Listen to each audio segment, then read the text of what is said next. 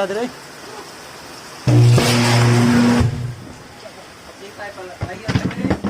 Nita dire, abot ang init.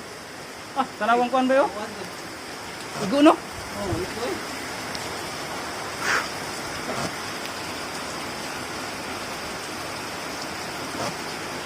Grabe igo. Ano gi-record? Wala eh. Okay, number 8 eh.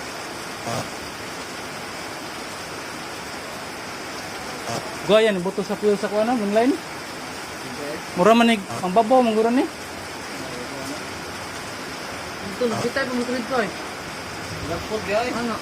Abot pa dito yung kuryente. Pero kini putol na ni siya bay. Ang katol lang dito dapat pa side.